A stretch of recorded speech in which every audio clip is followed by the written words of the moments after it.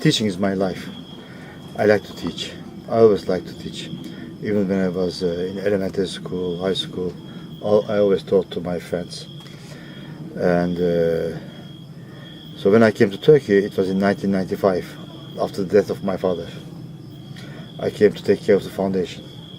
And I also started the math department at Bilgi University.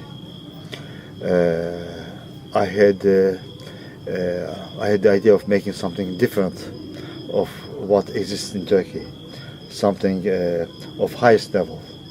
I have been in very good schools. I know people from very good schools from different countries. I know Chinese, I know Koreans, I know Russians, I know French, I know German. I have been at Yale, at Berkeley. I know what's a good education. So I tried to make something. I said I will make something out of norms, out of standard ways. And I designed a curriculum which is very hard, the highest level, highest possible level, even higher than Harvard, Princeton, Oxford, Cambridge. Of course, I didn't think that I would have so much difficulty, but I had very much difficulty. Students were not ready for. They didn't know how to work, how to study. They didn't know what it means to understand really. So I took them at my home in the evenings. I taught them in my place. And then during the weekend, this was enough. During the weekends, I took them to the foundation. They stayed there during the weekend, and we worked 8 hours a day.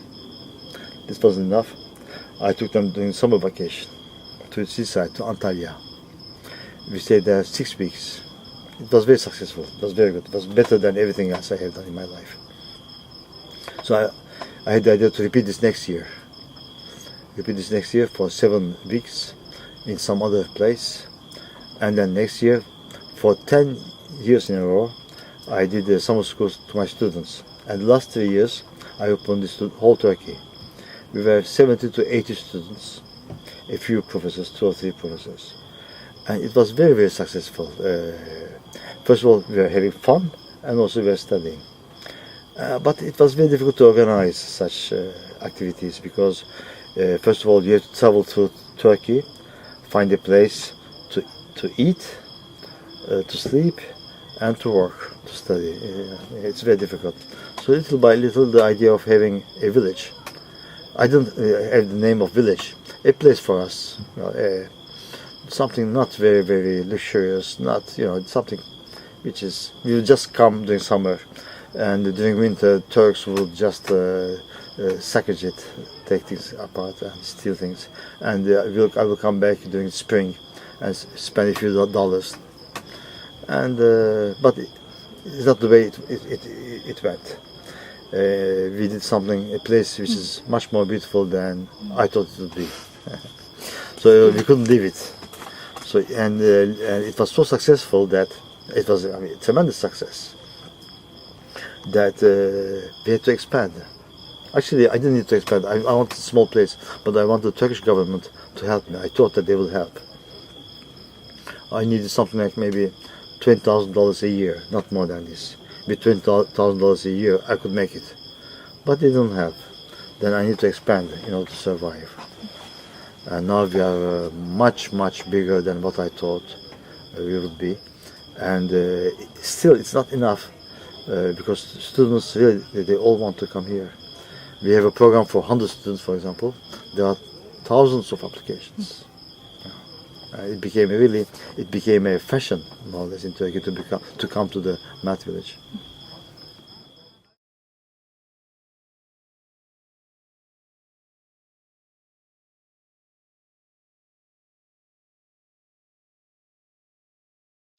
I didn't plan anything at all. I don't plan. Things go little by little, with needs. We didn't even plan the village. We just did it. We need a place to eat. We constructed a place to eat. We need a place to sleep. We constructed a place to sleep. We need a place like here to study. We constructed. Little by little, with no plans at all. No architect ever came here. No architect, no engineer. We just did it by ourselves. And with all the structure, the way it works here. I didn't plan anything at all. I just found good people.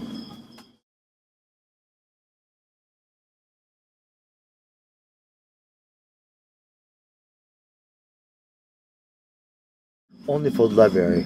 We looked at there was a book published, a photograph book of the best libraries in the world. We looked at it, but actually we had the plan before, but we just looked at it and we didn't like them. We didn't like the best libraries of the world. We did something of our own because the best libraries of the world were too beautiful, too pretty, and we didn't want to have something so pretty. Actually, first of all, we don't have money, but even if we had money, I want something simple. Very simple. Sevan Nishanyan Yes. and myself a little bit. I helped him also. Sevan Nishanyan is not an architect. He is only a very able man, an intellectual, who is right now in jail, by the way. Yes, I heard about it. You heard about it, yes. He's in jail for illegal construction. But the whole village is it's a collaboration of myself and him together. Very good. Sevan is very good. He's a very able man. He's a philosopher by education, but he's a very able man. But we tried to make the houses as they are in Şirince, the Greek houses. Yeah, we didn't want to have something out of nowhere. The local architecture, we tried to respect it as much as possible.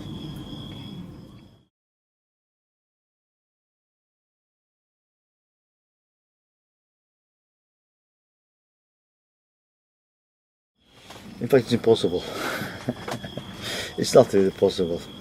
I don't know. It shouldn't be like this. I don't know why it works. It shouldn't work normally. Maybe we show the students, the children, they are young people from children, the students who are here, they are 15, from 15 to 30 maybe, but from 15 to 20 is the most difficult part. Actually, I think we show them that we care about them, we respect them. You may not know Turkey, but in Turkey the young people are not so respected. They are not free. They always obey. They are told what to do. The parents send them to the math village. They don't come to the math village. The parents send them for most part. Here we show them that we respect them, that they are worthy of respect, and I believe suddenly they change. I had a lot of experience of young people who had psychological problems, and nothing remained after they came to the village. Nothing.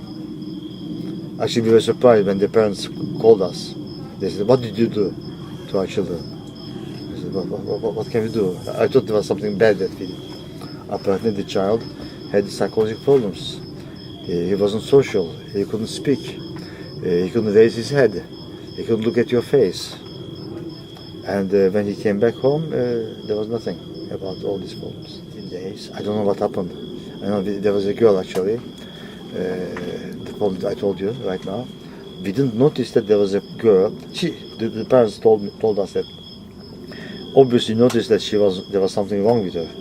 We didn't notice anything. We watched for this. Each group of 8 or 10 children have a supervisor who tries to understand whether they have psychological problems, they fight with each other, and so on. If they have any problems with understanding courses and so on. And we didn't notice anything. I don't know what happened. Maybe she fell in love with someone, and maybe during the course she answered the question, and I said, "Bravo, very good. You are very good." I don't know. Something happened.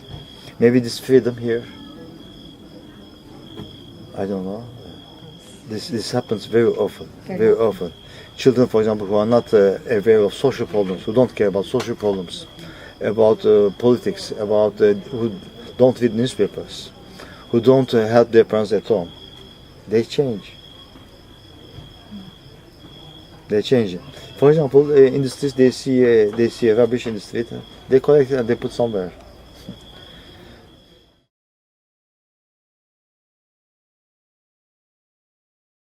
Last year we had 7,000 visitors last year.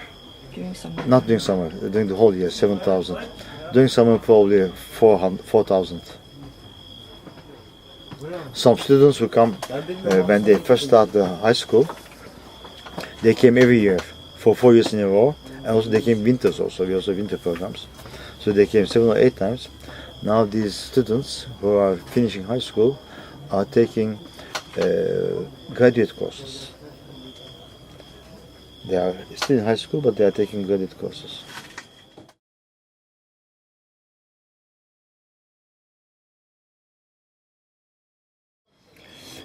In the beginning, when I built the village, this was only for college students and for graduate students. I didn't intend to teach to high school students, but there was so much demand that I had to start to teach to high school students, and it was good actually. I did good. Now, if we had 7,000 students last year, at least 5,000 of these are high school students. What do I want? I want them, of course, to study math, at least 4 years of college education, and then they can do whatever they want to do. They can go into computer science, they can go into engineering, they can go into accounting or whatever. I intended this village to be a village for 200 people maybe a year, or 300 at most. Now we have 7,000. Now, of course, my intentions changed, of course, with the people who come here. I cannot ask 7,000 people to become professional mathematicians. But I want them to be aware of mathematics, of its beauty, the abstraction. The most importantly, I want them to understand what it means to understand. Because they don't know what it means to understand. They think that to understand means to be able to do it, to be able to solve the problem. When they come here, the first thing they say, tell me how to solve the problem. Should I add, subtract, multiply, divide? What should I do to solve the problem? I said, no, just understand the problem. Just understand what you need to understand. And this is what I want them to understand. I want them to understand understanding, what it means to understand something.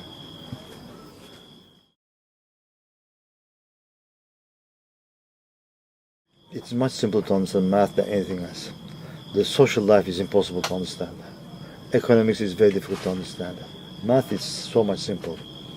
Because its rules are very precise, its logic is very sound, and it is independent of experiments. It's independent of the inflation at Korea. It's independent of earthquakes in China.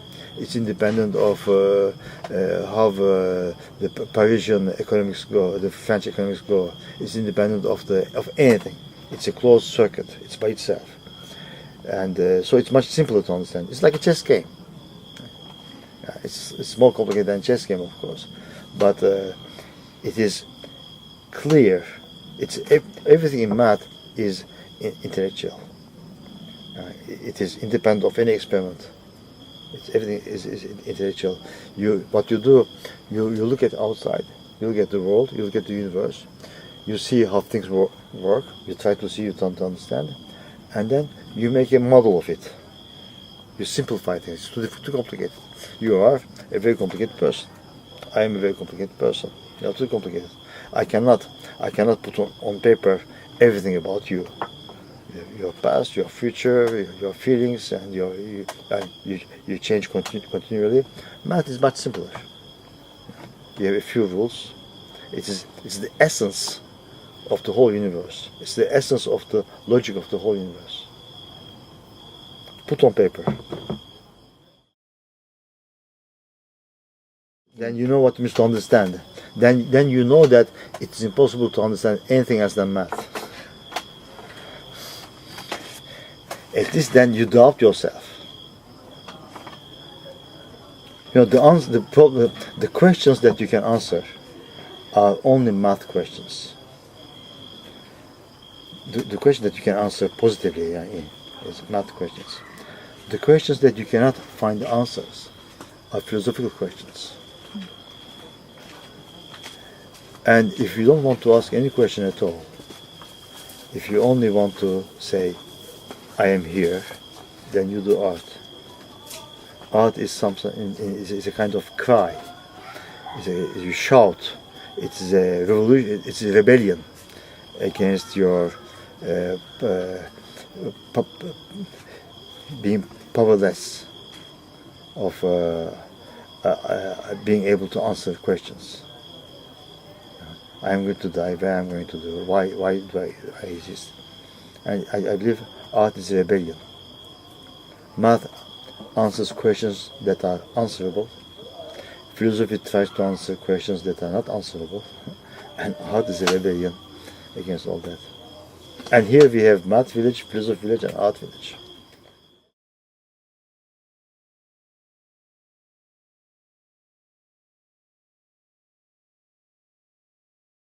Yes. Well, this was my idea, to have the same kind of operation and the same kind of behavior. But I noticed that the behavior of math students and philosophy students and art students are very different. They don't correspond to each other. The philosophy students and art students, they want to have more freedom. And for math is much more scholastic. You have to be much more on the table, and you have to be in silence. Actually, philosophy also. Art also. I believe math, philosophy, and art needs lots of staying alone by yourself. These are three professions that need lots of solitude, long hours of solitude, of reflection, of trying, and I can enforce this in the math village, but I don't believe I have enough energy to enforce this to philosophy village or in the art village. I noticed this year that the behavior of the students in philosophy and in art are different from the behavior of the students in math. People who come in the math village are very serious. And they want to study and they want to understand. People who come to art and philosophy, they are not so serious as I see it. They think that it's easy. They think philosophy is about speaking about love. They think that art is about painting and drawing, or being original. They want to be original. They don't know what it means to be original. They don't know how difficult it is to be original. They don't know to be original, how much not original you should be. But students who come to math village, they are much more aware that they should study. People who come to philosophy, they think that, or the art village, they think that just by speaking, just by their intelligence, with their intelligence, they can question Hegel, they can question Spinoza, they can question this and that, they can prove existence of God or this and that. And this is, unfortunately, I mean, this is what happens. And I don't believe I have enough energy to put them into the right track. What I should do, I should choose the correct people who direct correctly the art village and philosophy village. Discipline is a must. You must discipline yourself. If you don't work long hours by yourself and for years and years, nothing will happen of you, whatever you do. Success comes with solitude, with working. You have to work by yourself. Another problem with the math students, they come here and they say, tell me a book, tell me a class, show me a course, teach me. They don't know that they don't know that they should learn only by themselves. Nothing else can help them. I cannot teach to them. I can only show them the correct path. A book, they think that students think that I read a book in which everything is written, but I don't tell them.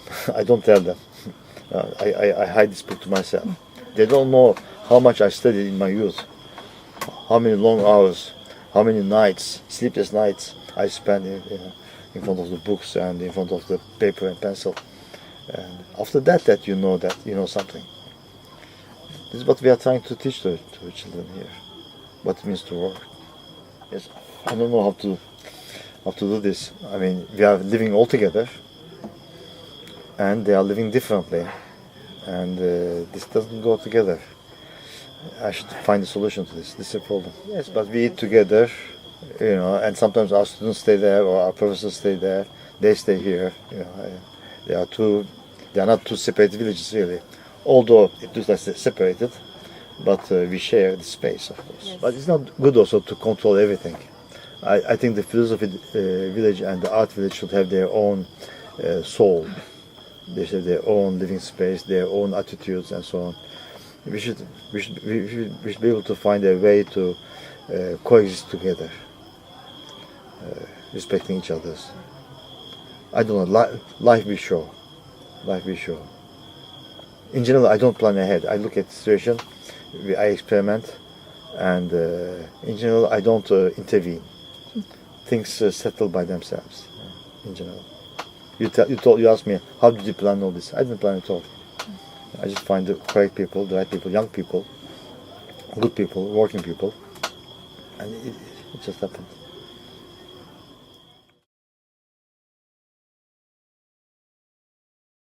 Yes, of course. Yeah. I think this was, if I had any success at all, is finding the good people and supervising them in a correct way. I didn't intervene very often. Very seldom I intervened. If I have to intervene, then most likely I have to fire this person.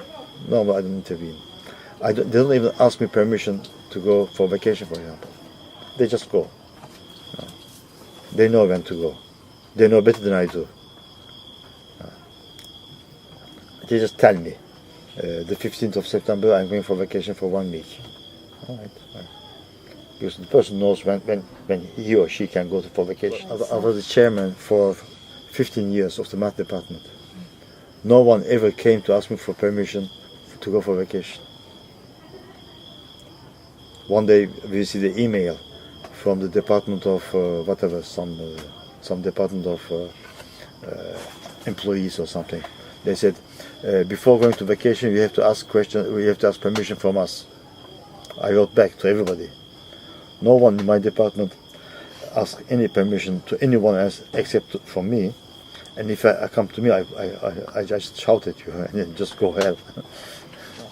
Because I'm too busy. I don't have time to ask for. He comes to ask for permission. I say, oh, did you teach this and that? Did you do this? I don't have time to this. So I wish people would do their responsibility. Would be responsible. So I presume this. I have to presume this because I have no time otherwise. And people feel free. And when people feel free, they are happier. They work better. If I tell them what to teach, if I tell them how to teach, if I tell them when to go to vacation, if I tell them when to sleep and to this, and they're not free anymore. They are slaves, and they don't like their job. Everybody here, as you noticed, they love their job. There's a girl who left a year ago. She said, I want to have other experiences. I said, I know you will come back. She said, no, she's back now. Jaren, talk to her. A year after she came back.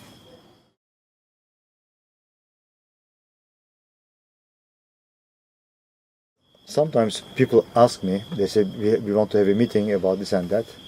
If you are available, we say, okay, you can come. And sometimes I ask people. For example, sociologists, I asked to a professor, I said, can you have a program for 1 or 2 weeks? And I want the students to be busy for at least 6 hours a day. And you can come with 2 other professors or 3 other professors or 1 assistant and so on. And you can also select your own subject. You can also select your own staff and also your own quality of the students, what age, what level, and so on. You say, yes, okay. Then they make a plan. They write to me. This is the subject of the summer school or of the school, and it will be for 2 weeks. And I want students from 18 to 22, either last years of high school or the first 2 years of college, and they will be busy for 8 hours a day. And with me, I will have this person, this person, and this person, and they will come with their wives or husbands. So, okay, and then we publicize this in internet, and the students apply. We send them to the list. They select the students, and the summer school starts. Not really. Sometimes I meet a person, or I know a person. I know that this person is valuable. That this person should teach at the math village. This can be anything. This can be even I don't know, even carpentry. This could be anything. Doesn't matter. If I see that a person is valuable, then I think that young people can benefit from this person, or glass making, anything interesting, any interesting person is welcome to teach here. Anyone who has anything to say.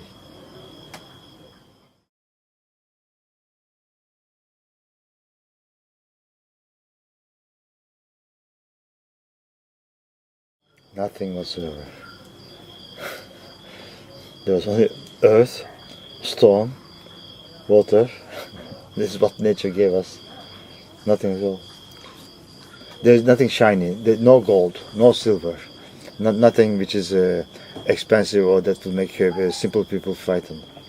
Everything here is very simple. Plants, earth, stone, wood.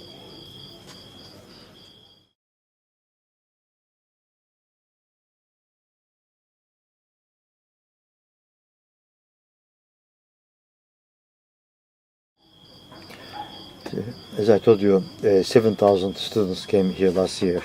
This year probably this number will go to 8,000 or 9,000. This is quite a number.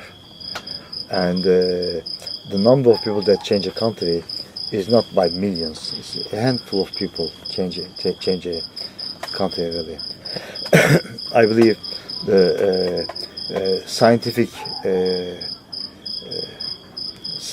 of Turkey, or politicians of Turkey, or businessmen of Turkey, or businesswomen of Turkey, of doctors, researchers, or in any field at all, in science, even artists, I believe they will, in one day or another, they will have to come. They had to come. They had to pass from the math village. These people will be the people who direct Turkey by teaching in universities, by starting new businesses, by doing research, by being politicians. I think children who came to the math village will be the leaders of tomorrow's Turkey. I have a strong belief in this. More than this, more than hope, I know that. Yeah, of course, yeah, I believe we are shaping the future of Turkey. This institution is shaping the future of Turkey.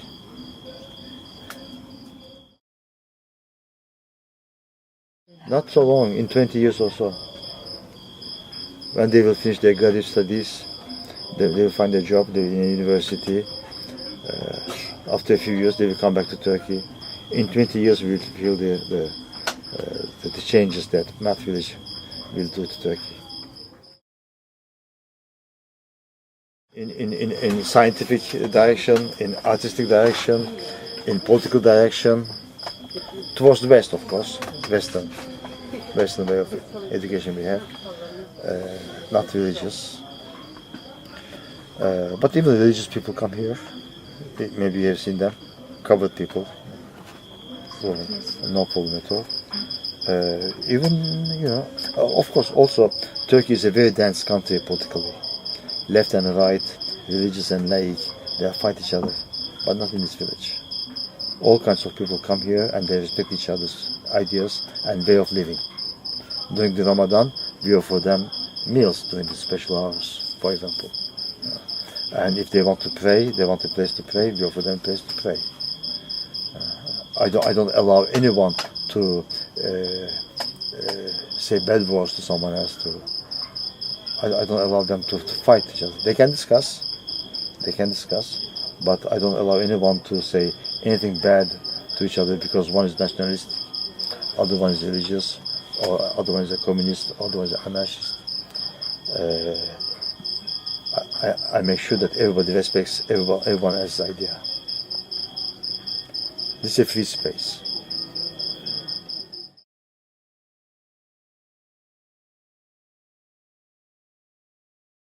They know each other. It's very important that we know each other.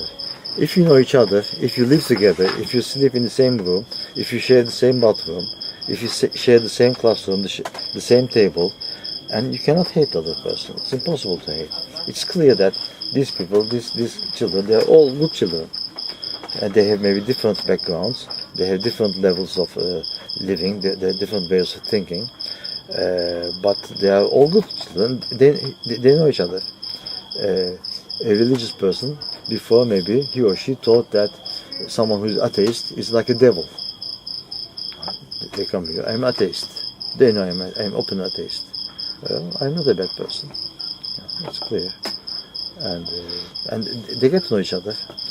And Turkey becomes more and more a place where it's very difficult for different ideologies to live together, but not in this village. We are trying to make something different, and we are successful in this, very successful in this.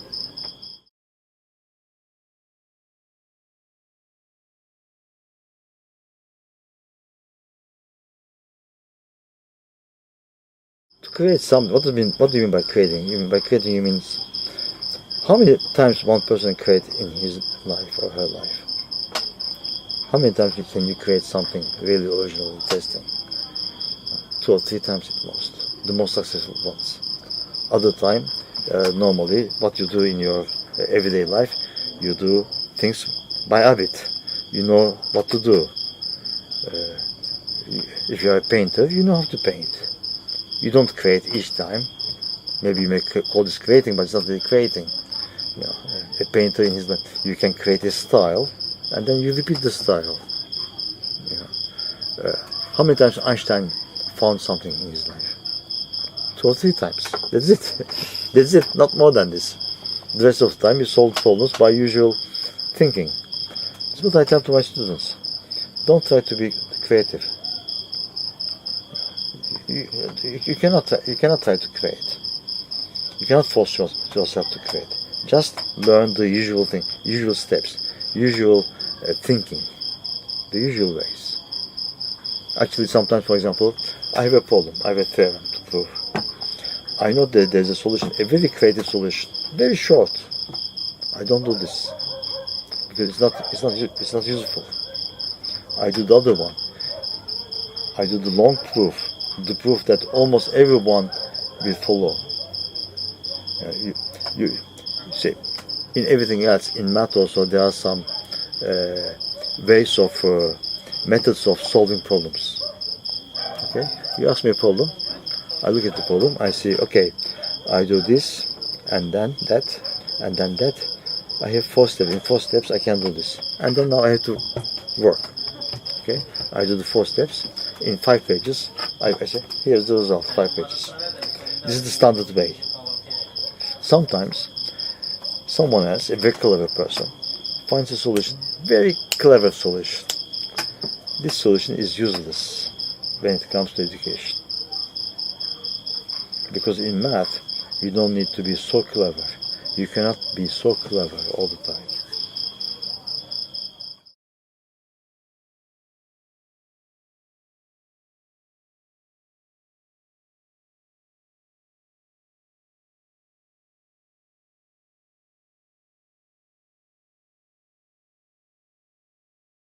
Between this place and anywhere else in Turkey, any institution in Turkey, is that in this place, the young people are important for us.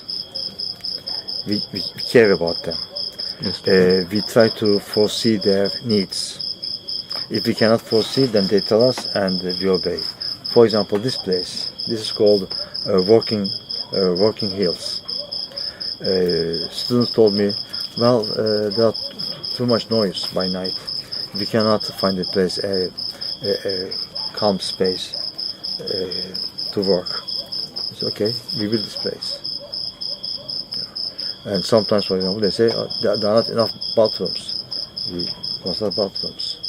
You think it's something simple, but it's not so simple in Turkey. In Turkey, if you go to schools, you will see a building and nothing else. There's just empty space. Not a tree, not an armchair, not a chair, no fountain, nothing at all. here we try to understand the children's need. And when they come here, they have never seen a place like this before. They have never seen a place where all these places, all these trees, all these armchairs and everything, it's just for them. It's not for stuff, it's not for me. I'm not going there. It's for them. It's for their well-being. Because we like them, we respect them.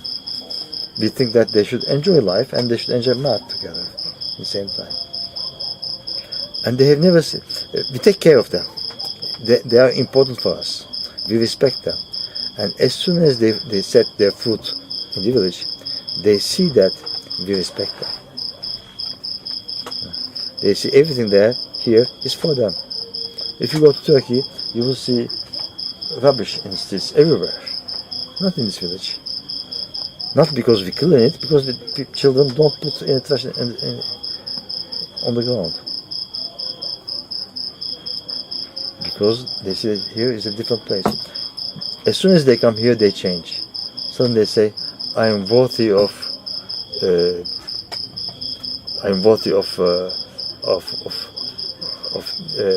they show me respect. So I'm a respectful person. I exist. They speak about our village. They say our village. They don't say Matt village, they say our village. They say my village. For example, they say, sir, do this land belong to us? The first hour. So this village, I don't have money to build such a village. This village was built with the money of people, of simple people, very simple people, not of the rich people. They gave donations of 100 liras, 10 liras, 20 liras, little by little. And they worked here. Students worked here. Children worked here. Children of 14, 15 years old worked in this village, in the construction in this village. We were in the beginning, we were around 50 children here. From 14 to 25. We worked all together. We had no money. From the Nesin Foundation, children, my own children also, and also the students from other universities, we were around 50, sleeping in the tents, cooking under the stones with the outside.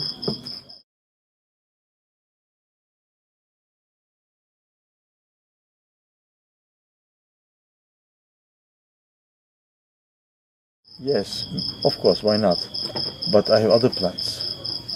I am planning a scientific high school here in this village, Math village. A scientific high school with the same spirit. What do I mean by the same spirit? As you notice here, place to eat, place to sleep, library, the classrooms are not separated really. Normally in boarding school, one building is for dormitories, other building is for classrooms, other building is for refectory. You eat there. But here it's not so. It's like a village. It's a real village, except that it is for education. In the morning you wake up, you open your door, just opposite to you there's a classroom. Next to you there's another classroom. There's a place to eat. And then you walk a little bit, you see a few persons there studying together. Right? This is a academician's village maybe, where teaching, learning is every day's activity, every hour. We don't say you learn. That's what I mean. The learning should become part of life, part of everyday life. The academic life should be your behavior. From 24 hours a day. Even when you are having fun, even when you are playing tennis or whatever, it should be everyday life. It shouldn't be something like on your, like people who work from 9 to 5.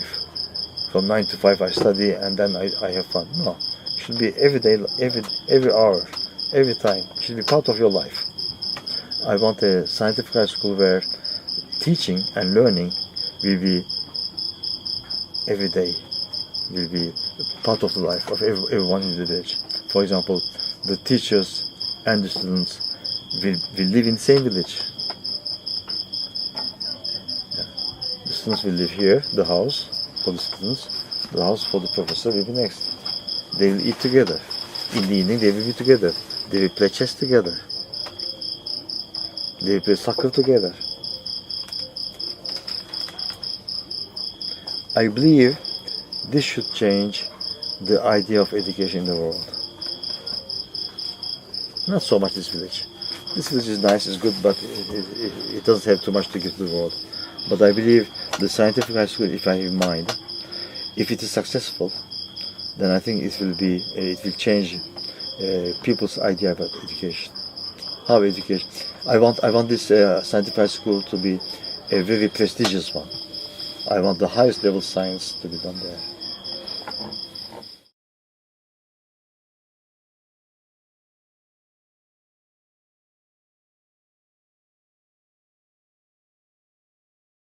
First of all, we need money to run the village, for food and so on.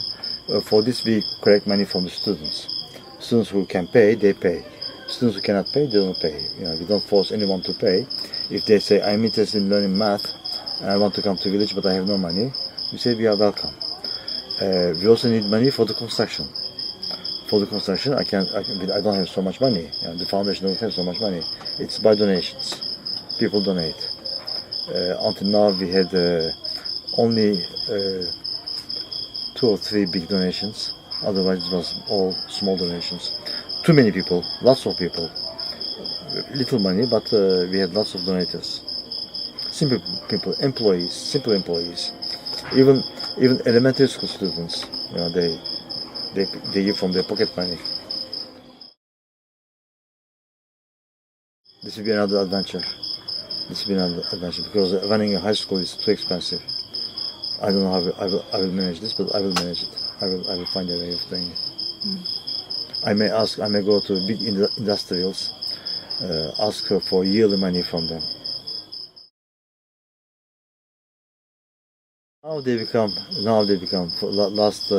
This last year, we had a prize, math village prize, from Koç, the biggest industry of Turkey, and Sabancı also is now interested, and little by little they are, because in fact, what's funny is that this village is completely illegal. There is an order of destruction for the whole village. They didn't give permission to the village to construct the village, so I constructed illegally. So I may go to jail, like my friend, anytime for constructing illegal village here. And these industrials that help me now, they try to do the same thing, but they couldn't get the permission for education, of course, because they each own a university. Right. They have lots of money. They each own a university, good universities, and so in a seaside or in a place like this, they want to do something like this. They were not able to, because they were afraid of constructing illegally, of course. But this was the plan of my life. If a state employee tells me you cannot build such a village, do you think that I will listen to him? It's possible. When you have such an original idea, such a good idea, such an excellent idea, who can ever stop me from building this village, from pursuing this idea? This is the meaning of my life. Who can take from me the meaning of my life?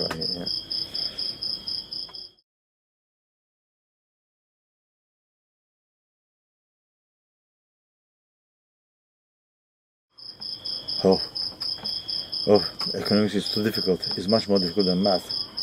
Now I'm a little bit interested in economics, and I see how difficult it is. It is certainly a science, but not like math. It is like right now the Chinese market that is going down, and the American market goes down also, European market also, and suddenly Fed decides to raise the interest rates. It's too complicated. Not only economists, sociologists, doctors,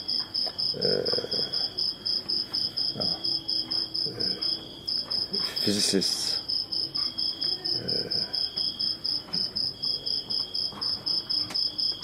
housewives, good educated housewives. When you are a teacher, you don't only teach to your students, you also teach their grandchildren, their grand-grandchildren. You teach people that you will never know, you will never meet. This is a good thing about it. You never teach one person, you teach this person's children also, and his grandchildren also. Yes. When I was 13 years old, I believe, 13 or 14, I decided to study math. This is not very true. This is almost true, but not quite true. I was in the United States, a professor at the University of California, and my father had a foundation. He didn't want me to come to Turkey because he said, "You're a scientist, and a scientist should be in the United States. This is the center of the sciences. Don't come to Turkey." But years passed, and he got older and older. He knew that he was about to die, and he had no other chance but me coming to Turkey for the foundation. And he wrote in his will. He wrote in his will that a math institute should be built under the supervision of the Nesin Foundation, just so that I come here, and that this is not. I don't come here. I don't forget my own. That I continue my profession. But an institute is not. It wasn't possible. The economic situation of the foundation couldn't allow this at all. And this was written in the will, but it was forgotten at all. And years later, I started a math village, and suddenly I realized, I thought, oh, my father had a will like this. I'm a teacher. I'm a good teacher. I know. I like to teach, as I told you, and I also know math. So it's the good combination for the math village.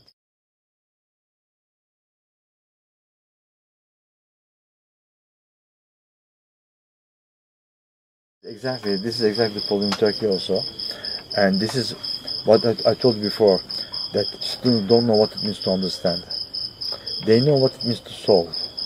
They know what it means to give the correct answer, but they don't understand what it means to understand really, to understand the concept, where it comes from, how it is formalized in math, how it is defined, how to use it correctly. For example, some students, they have never seen proofs before.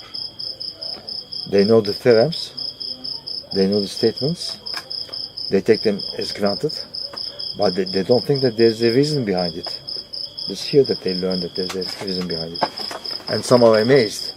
Actually, some children come here, they are young. I say to them, "So are you good in math?" He says, "No, I'm not good in math at all. I'm terrible, in fact." I say, "Why did you come here?" He said, "I want to give a last chance to math." And they come here and they love it. They love it. Their whole life changes. Children from 15 years old to 18 or 19 years old, they are in the same class. High school first year and high school last year, they're in the same class. They don't need, we don't assume any background at all. The will to learn. That's the only thing we assume. The will to learn. The students should want to learn. But we all have the same brain. We don't assume, we don't presume any knowledge, any previous knowledge. We start from zero. Because normal school, there's a curriculum.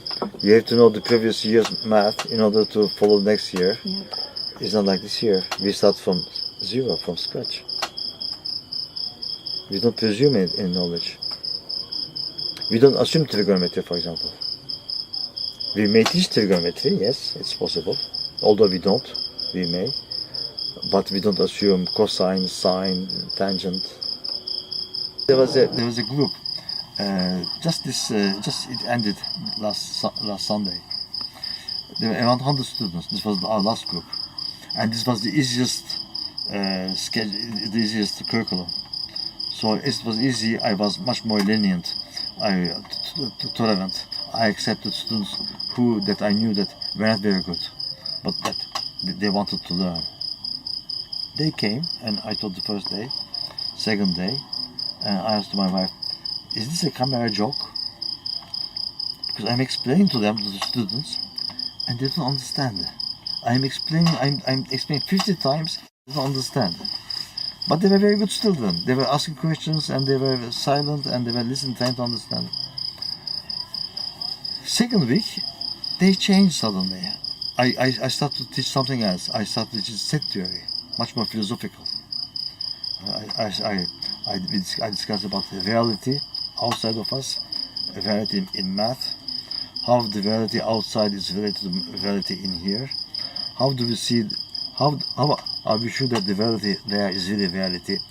How do we know something is real, something is correct, something is right? And how do we know this in math? How do we translate things that we see outside in mathematics, in the language of mathematics? This lasted for 7 days. I taught for 7 days. And children were amazed. All of them. All of them. There was a big silence. And there was a big applause in the end of each class. They never thought that something like this was possible. Now, I showed them the essence of math, the real beginnings of math. How you look outside, you try to see what kind of world you are living in, and you are trying to make something, a formal model of the outside world. Like, for example,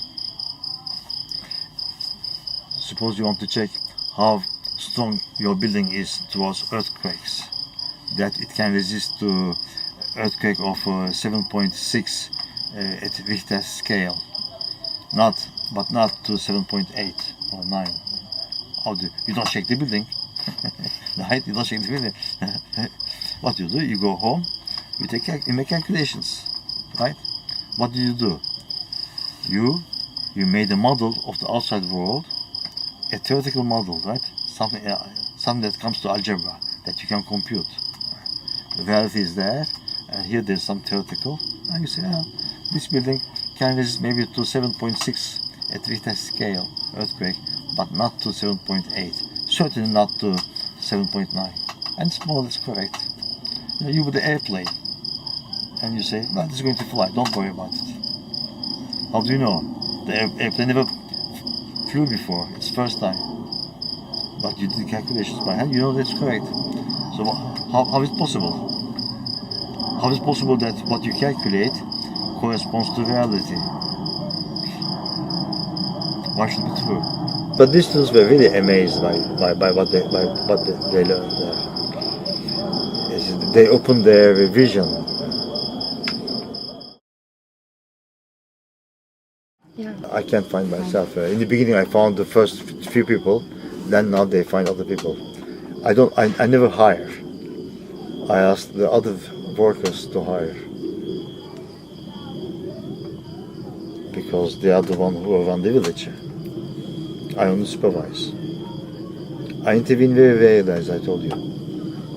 You know that children who come to the high school programs, a few years later they come here to become supervisors of the young people. Because every dormitory, every 10 person, for example, 10 students, have a big brother or big sister who supervises them, who tries to understand whether they have problems, whether they fight with each other, as I told you before. And all our big brothers and sisters were students a few years ago in the village.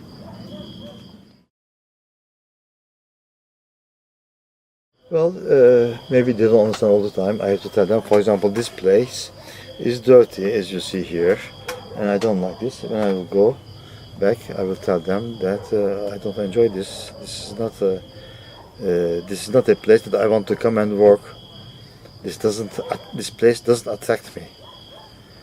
For example, or sometimes a lamp doesn't work, and they don't see it. Sometimes a tree is dying, they don't see it. I have to intervene sometimes, I have to tell them. But most of the time, sometimes I try not to tell them. I want them to see. I asked them, I said, every day, once a week, you should go to a place, stay there for 1 hour, and try to look what is wrong with this place. how can I make this place more beautiful? For example, I said about this thing. There are children here. This is for electricity, something electricity. I said, they should be closed. Well, I said this yesterday and they are still open. I'm trying not to be angry. I know to whom I can be angry. But I tell them what kind of village I want. For example, there's a group of 200 people and there's lunchtime. There's a huge queue.